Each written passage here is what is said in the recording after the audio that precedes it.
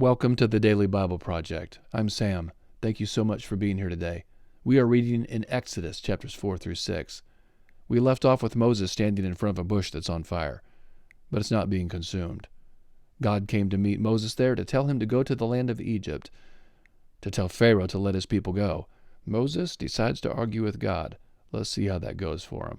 This takes about 10 to 12 minutes to read. It's a pretty quick read, and this is the Word of God here, so glad you're along to read it. I'm going to put it up on the screen. We can read it together. Give me just a moment.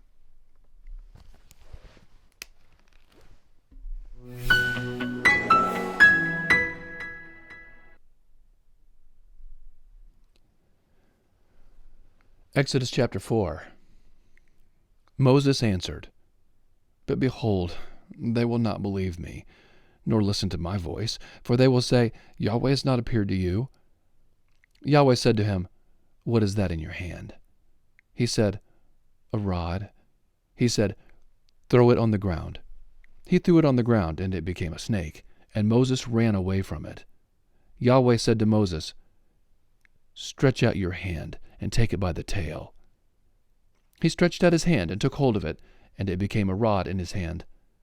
This is so that they may believe that Yahweh, the God of their fathers, the God of Abraham, the God of Isaac, and the God of Jacob, has appeared to you. Yahweh said furthermore to him, "Now, put your hand inside your cloak." He put his hand inside his cloak, and when he took it out, behold, his hand was leprous, as white as snow. He said, "Put your hand inside your cloak again." He put his hand inside his cloak again, and when he took it out of his cloak, behold, it had turned again as his other flesh. It will happen, if they will not believe you or listen to the voice of the first sign, that they will believe the voice of the latter sign.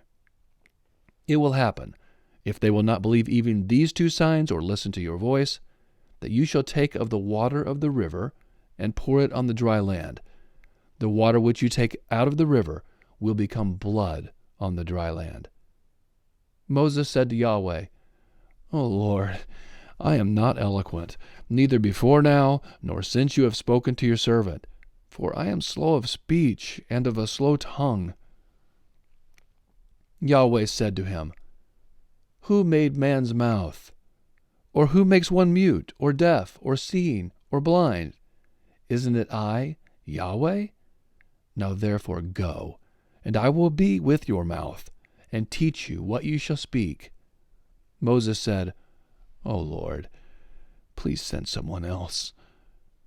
Yahweh's anger burned against Moses, and he said, "What about Aaron, your brother, the Levite? I know that he can speak well. Also, behold, he is coming out to meet you. When he sees you, he will be glad in his heart. You shall speak to him, and put the words in his mouth.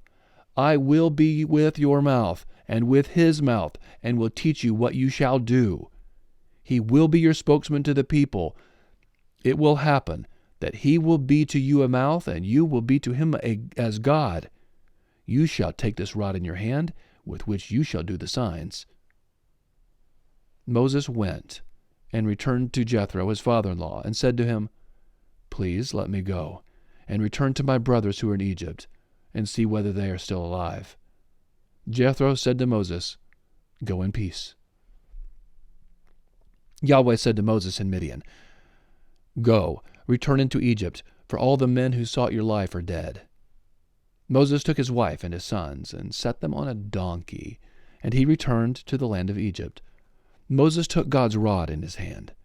Yahweh said to Moses, "When you go back into Egypt, see that you do before Pharaoh all the wonders which I have put in your hand, but I will harden his heart, and he will not let the people go.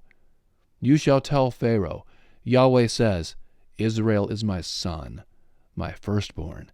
And I have said to you, let my son go that he may serve me, and you have refused to let him go. Behold, I will kill your firstborn son." On the way at a lodging place, Yahweh met Moses and wanted to kill him. Then Zipporah took a flint and cut off the foreskin of her son and cast it at his feet. And she said, "Surely you are a bridegroom of blood to me." So he let him alone. Then she said, You are a bridegroom of blood, because of the circumcision. Yahweh said to Aaron, Go into the wilderness to meet Moses.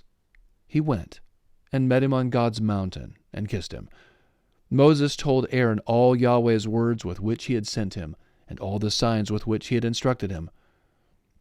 Moses and Aaron went and gathered together all the elders of the children of Israel. Aaron spoke all the words which Yahweh had spoken to Moses, and did the signs in the sight of the people. The people believed.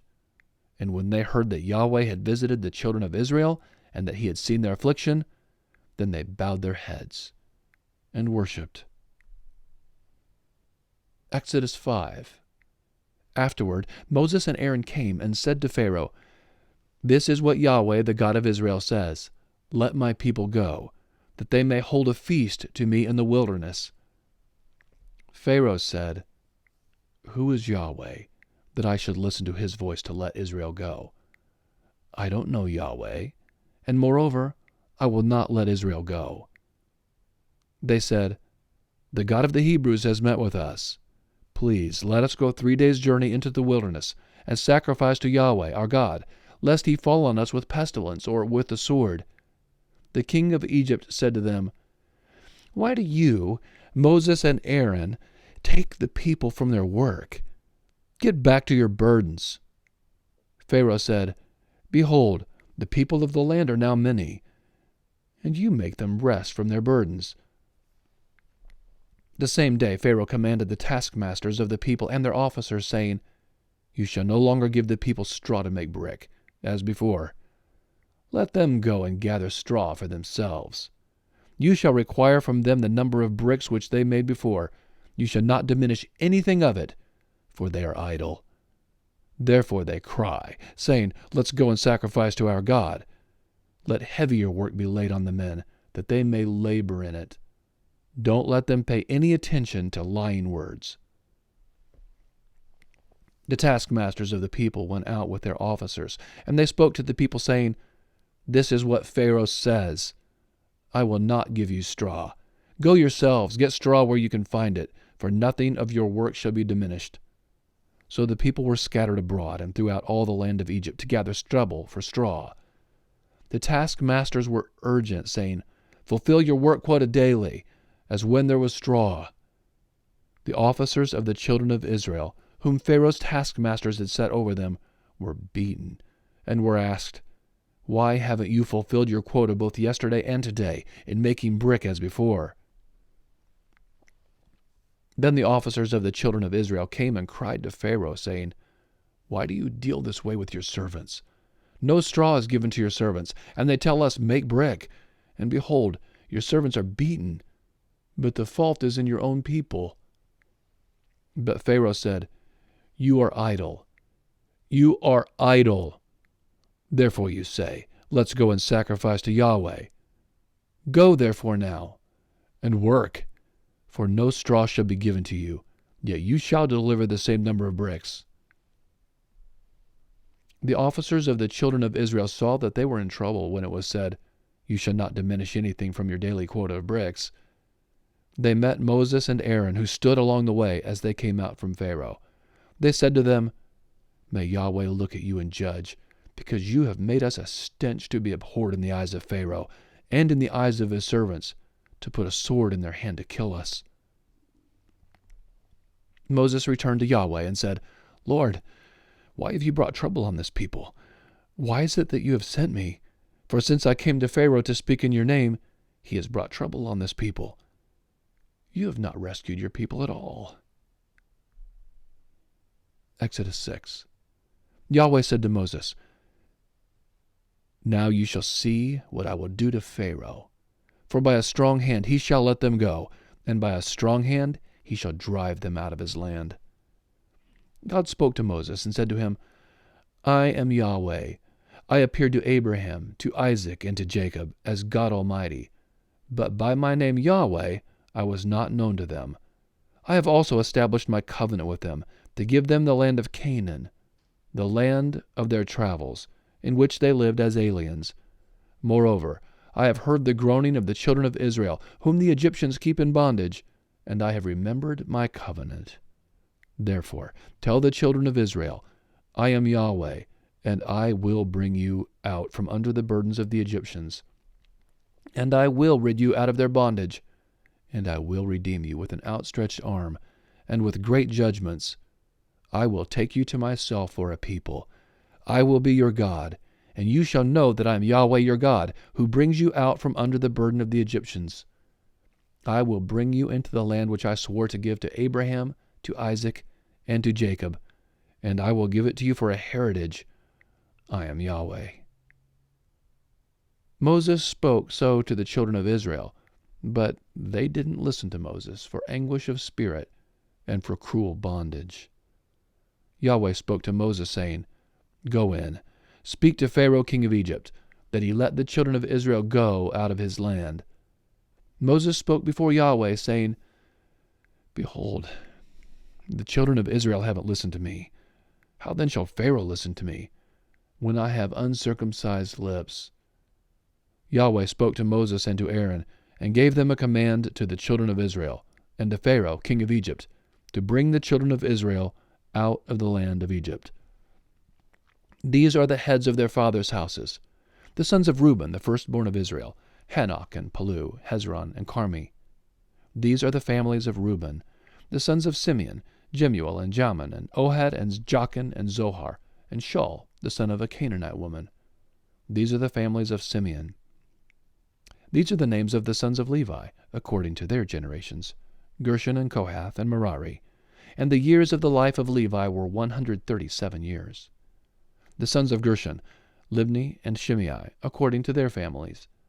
The sons of Kohath, Amram and Izhar and Hebron and Uzziel. And the years of the life of Kohath were 133 years. The sons of Merari, Mali and Mushi. These are the families of the Levites according to their generations. Amram took Jochebed, his father's sister, to himself as a wife, and she bore him Aaron and Moses. The years of the life of Amram were 137 years. The sons of Izhar, Korah and Nepheg and Zikri. The sons of Uzziel, Mishael, Elzaphan, and Sithri. Aaron took Elisheba, the daughter of Amminadab, the sister of Nahshon, as his wife, and she bore him Nadab and Abihu, Eleazar and Ithamar. The sons of Korah, Asher, Elkanah, and Abiasaph. These are the families of the Korahites. Eleazar, Aaron's son, took one of the daughters of Putiel as his wife, and she bore him Phinehas. These are the heads of the fathers' houses of the Levites, according to their families. These are the Aaron and Moses to whom Yahweh said, Bring out the children of Israel from the land of Egypt, according to their armies. These are those who spoke to Pharaoh king of Egypt, to bring out the children of Israel from Egypt. These are that Moses and Aaron.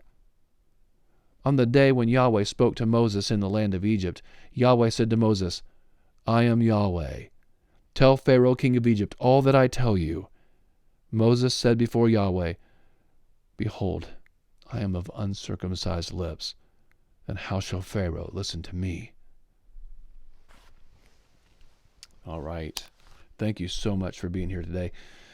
We'll be back tomorrow to pick up in Exodus chapter 7, and we'll go through 9. Hope this reading was a blessing to you. Have an awesome day.